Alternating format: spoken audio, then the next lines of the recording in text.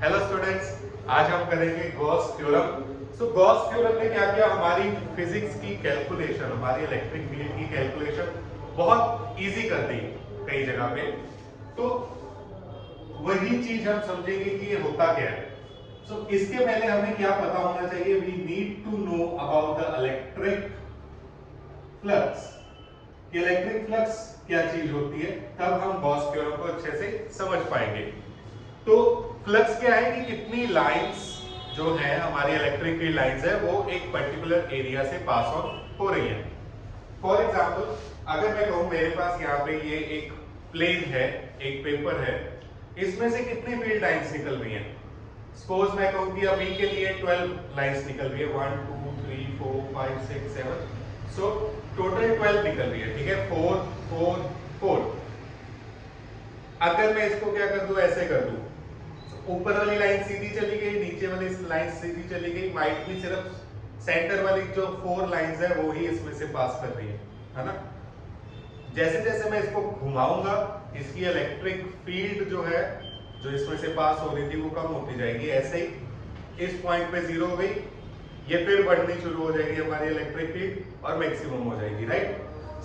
हमने क्या देखा कि उस सरफेस का कितना इलेक्ट्रिक फील्ड के साथ एंगल बन रहा है, उस पे भी फ्लक्स डिपेंड करता है, जिसको हम शो करते हैं फाई से। फाई होता क्या है, एक सरफेस में से कितनी इलेक्ट्रिक फील्ड लाइंस जो है वो पास हो रही है, राइट। और इसको हम देखेंगे कैसे कि सपोज मेरे पास कुछ ऐसा सा सरफेस है, ये इसमें से इलेक्ट्रिक फील्ड निकल रही है, और एरिया एलिमेंट इसका जो है, एरिया एलिमेंट मींस कि अगर ये सरफेस है तो इसके परपेंडिकुलर एक एरिया वेक्टर हमने ड्रॉ किया। ठीक है, जैसे जैसे ये प्लेन घूमेगा, ये भी साथ साथ में ऐसे घूमेगा। It is perpendicular to the surface. याद रखना, बच्चे क्या करते हैं, सरफेस के साथ एंगल लगा देते हैं। It is perpendicular to the surface, जो एरिया वेक्टर है। तो यहाँ पे एंगल थीटा, ये तुमने याद रखना है कि E और S के बीच में जो एंगल है वो है थीटा, राइट। अब हम इसको अगर समझे, सोच के देखो कि हमारी इलेक्ट्रिक फील्ड मैक्सिमम कब हुई, जब एरिया वेक्टर और इलेक्ट्रिक फील्ड, ठीक है, अगर मैं यहाँ पे एरिया वेक्टर बनाऊं, एरिया वेक्टर की डायरेक्शन और इलेक्ट्रिक फील्ड की डायरेक्शन 0 हो गई, दैट मींस पैरेलल हो गए। और इलेक्ट्रिक फील्ड 0 कब हुई, जब हमारे पास ये एरिया वेक्टर है और ये इलेक्ट्रिक फील्ड है, दैट मींस परपेंडिकुलर। ऐसा कौन सा ट्रिग्नोमेट्रिक फंक्शन तुम्हें याद आता है जो 90 होने पे 0 हो जाता है, दिस, और 0 होने पे बाद मैक्सिमम। तो ये इलेक्ट्रिक फ्लक्स का फॉर्मूला है हमारे पास। फॉर स्मॉल फ्लक्स, अगर मैं यहाँ कोई स्मॉल सरफेस के लिए निकालूं, you will get d phi is E ds cos theta, ठीक है, ओवर दिस, चलो मान के चलते हैं, ओवर द क्लोज सरफेस। अभी वैसे क्लोज ना भी हो तो चलेगा, जब हम गॉस करेंगे तो हमें ये सरफेस क्या चाहिए, क्लोज्ड चाहिए। ठीक, फ्लक्स समझ आया। अब हम गॉस को इजीली समझ सकते हैं। तो गॉस ने क्या कहा कि जो हमारे पास कोई चार्ज है, इसमें से कितना फ्लक्स निकल रहा होगा वो शेप डिपेंडेंट नहीं, वो फिक्स्ड है। ठीक है, वो साइज डिपेंडेंट नहीं है, अगेन ऐसे वो फिक्स्ड है। हम बहुत सारी कैलकुलेशन करते हैं जो माइट भी, मुझे एक स्ट्रेट इनफाइनाइट वायर की इलेक्ट्रिक फील्ड निकालनी है, हम वहां क्या करते हैं, छोटा एलिमेंट लिया, cos थीटा sin थीटा लगाया और उसमें कैंसिलेशंस करी एंगल की, ठीक है, उसको रिजॉल्व करके तब जाके हम उसका इलेक्ट्रिक फील्ड का फॉर्मूला लगाते हैं। बट इसने क्या किया, ये सारे काम इजी कर दिए, राइट। कैसे, गॉस सेट एक चार्ज है, उसके अराउंड एक क्लोज्ड बॉडी है, क्लोज्ड 3 डायमेंशनल बॉडी है, तो उसमें फ्लक्स कितना होगा, ही सेट फ्लक्स होगा जितना चार्ज है डिवाइडेड बाय एप्सिलॉन नॉट। ये उसकी थ्योरम थी, ये उसका स्टेटमेंट थी गॉस थ्योरम की, that flux is equal to charge upon epsilon naught. ठीक है, दैट मींस इस चार्ज में से, इस सरफेस में से कितना फ्लक्स निकल रहा है, जितना ये चार्ज है उसको एप्सिलॉन नॉट की वैल्यू से डिवाइड कर दो, है ना। और हमने अभी क्या देखा कि फ्लक्स क्या होता है, E डॉट ds, ये मैं लिख सकता हूं डॉट क्यों, क्योंकि कॉस है हमारे पास, cos can be written as dot product, तो ये हमारे पास इसका रिजल्ट आ गया कॉस का, है ना। अब इसको मैंने क्या किया, इलेक्ट्रिक फील्ड कांस्टेंट ली है, तो प्रूफ में देखते हैं क्या ये इलेक्ट्रिक फील्ड कांस्टेंट है। लेट्स सी गॉस का प्रूफ।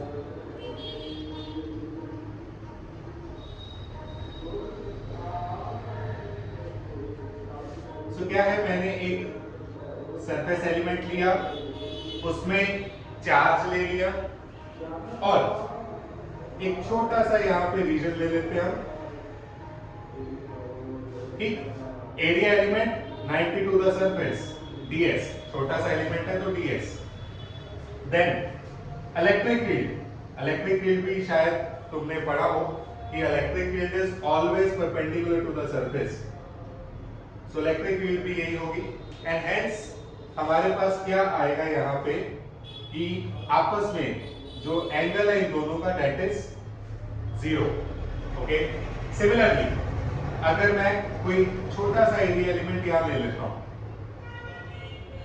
ds, जिसमें से इलेक्ट्रिक फील्ड कितनी निकलेगी, इलेक्ट्रिक फील्ड का क्या फॉर्मूला होता था, E is KQ by R square, तो क्यू भी कांस्टेंट है हमारा, एक स्फीयर है तो उसका रेडियस भी कांस्टेंट होगा, and hence what we get, चलो अगर R कैपिटल डाल दूं तो what I get, same electric field over the whole surface, right. तो इसमें मेरी जो इलेक्ट्रिक फील्ड होगी वो क्या होगी, कांस्टेंट, एंड फ्लक्स कितना निकलेगा, चलो देख लेते हैं। सो फ्लक्स का फॉर्मूला है E ds cos theta, that means E ds cos of 0 over close surface, then E बाहर आ गया, अंदर बचा ds इंटू 1, cos 0 इज 1। अब E की वैल्यू क्या होगी यहाँ पे, E की वैल्यू है मेरे पास जो मैंने ऊपर लिखी, K या K की जगह हम लिखते हैं 1/4 pi epsilon not Q upon R square, अंदर क्या है ds। अगर मैं इस ds मतलब एरिया को पूरे पे इंटीग्रेट करूं तो वो सरफेस का एरिया आएगा इसके, और स्फीयर के सरफेस का एरिया कितना होता है 4 पाई R स्क्वायर।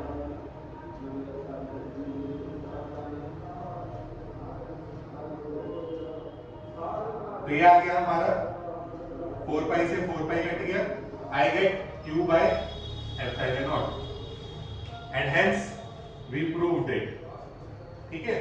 तो देखो कितना काम इजी कर दिया हमारा गॉस ने कि हमें ये कुछ करने की जरूरत नहीं है, हमें ये सब करने की जरूरत नहीं है। कितना फ्लक्स है, सिर्फ चार्ज देखो, एप्सिलॉन नॉट से डिवाइड करो, उसका फ्लक्स निकल गया, राइट। अब अगर मैं एग्जांपल दूं इसका कि इट इज साइज इंडिपेंडेंट, तो सपोज मेरे पास एक स्फीयर है r रेडियस का, यहां पे प्लस q चार्ज पड़ा है, ठीक है। इसमें से फ्लक्स कितना निकलेगा, q बाय एप्सिलॉन नॉट, है ना, क्यों, क्योंकि अभी हमने प्रूव किया। अगर मैं रेडियस ले लूं डबल ऑफ दिस 2r, तो उस केस में आप क्या करेंगे, जब यहां पे मैं फॉर्मूला लगाऊंगा आई यूज q बाय 2r का square 1/4 pi epsilon naught a by हमारा जो रेडियस का स्क्वायर है, और रेडियस कितना है 2r, इनटू सरफेस एलिमेंट कितना हो जाएगा, सरफेस एरिया कितना हो जाएगा, ये भी 2r का स्क्वायर, दैट मींस कट जाएगा। हेंस मैं ऐसा एक और भी बना लूं चाहे, इन सब में से फ्लक्स कितना होगा q बाय एप्सिलॉन नॉट, कैसे, ऐसा कैसे, सो बहुत प्रैक्टिकल अप्रोच है ये। अगर मैं देखूं कि यहां से ऐसे फ्लक्स निकल रहा है, so you will see कि फ्लक्स तो हर किसी में से सेम निकल रहा है, सब में। जो फ्लक्स इस स्फीयर में है वही इसमें है, वही इसमें है ना। तो हर फ्लक्स में से हर स्फीयर में से फ्लक्स जो है वो सेम ही आ रहा है। So flux is independent of the size, right. Now independent of shape, तो माइट में मेरे पास क्या है, एक क्यूबॉइड है, माइट भी मेरे पास एक सिलेंडर है, ठीक है। इसके बीच में चार्ज पड़ा है क्यू, इसके बीच में चार्ज पड़ा है क्यू। तो जनरली हम कैसे करते हैं, इस स्पेस का इलेक्ट्रिक फील्ड निकाल ली, इस स्पेस की इलेक्ट्रिक फ्लक्स निकाला, इसका इलेक्ट्रिक फ्लक्स निकाला, इसका इलेक्ट्रिक फ्लक्स निकाला। तो 6 की 6 साइड का फ्लक्स निकाल के उसको सॉल्व करके हमारा टोटल फ्लक्स आता है। बॉस ने क्या कहा, नो,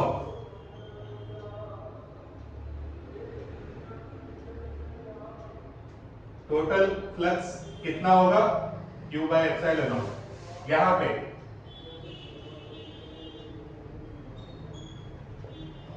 टोटल फ्लक्स कितना है, Q बाय एप्सिलॉन नॉट, ठीक है। तो it is independent of size and independent of shape also.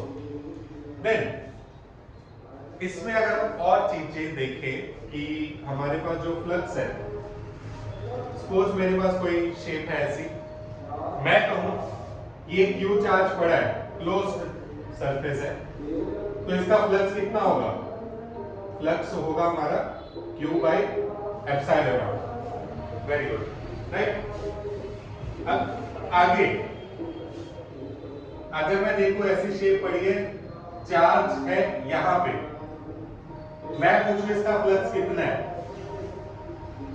सोचो चार्ज कितना इनक्लोज किया इसने, कोई चार्ज इनक्लोज नहीं किया, हेंस इसमें जो फ्लक्स होगा वो जीरो। ओके, फ्लक्स कितना होगा, जीरो।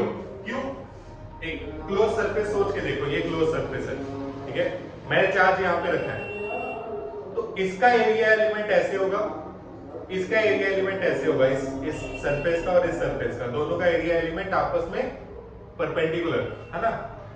दैट मींस अगर एरिया एलिमेंट परपेंडिकुलर है तो ये एंगल बनाएगा cos 180, ये बनाएगा cos 0। एंड अगर हम देखें ES cos 180 को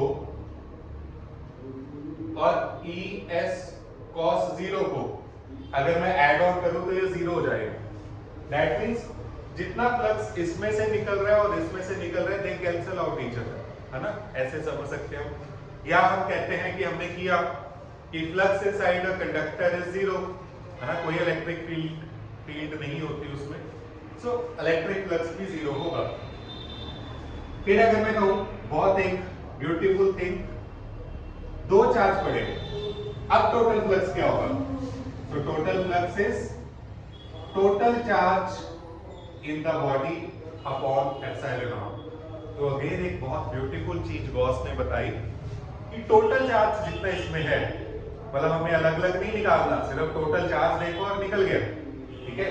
अगर एक Q3 यहाँ पे पड़ा है तब इसमें कितना फ्लक्स है, इतना ही है, क्योंकि charge enclosed by the closed surface is Q1 plus Q2, ठीक। लास्ट क्वेश्चन, अगर मैं कहूं इसमें एक डायपोल पड़ा है तो फ्लक्स कितना है, एडिटिव नेचर को सोच के, डायपोल होता है एक अगर प्लस क्यू है तो दूसरा माइनस क्यू, ऐड करके जीरो, फ्लक्स जीरो, ठीक है। तो ये कुछ बेसिक कंसेप्ट्स हैं हमारे गॉस के, कि हमारा ये गॉस ने बहुत सारे काम हमारे इजी किए, बट ये हर जगह एप्लीकेबल तो है बट सही रिजल्ट नहीं भी देता, ठीक। कुछ प्रॉब्लम्स है, कई जगह ये कॉम्प्लिकेटेड हो जाता है, सो हमें सोच के इसको लगाना पड़ता है, राइट। कि गॉसियन सरफेस का ध्यान रखना पड़ता है। गॉसियन सरफेस की कंडीशंस है कि हमेशा इलेक्ट्रिक फील्ड सिमेट्रिकल होनी चाहिए, जो शेप है वो सिमेट्रिकल होनी चाहिए, तो ऐसी कुछ कॉम्प्लिकेशंस आ जाती हैं जहां पे हम इसको नहीं लगा सकते, ठीक है। For more videos like this, subscribe the channel.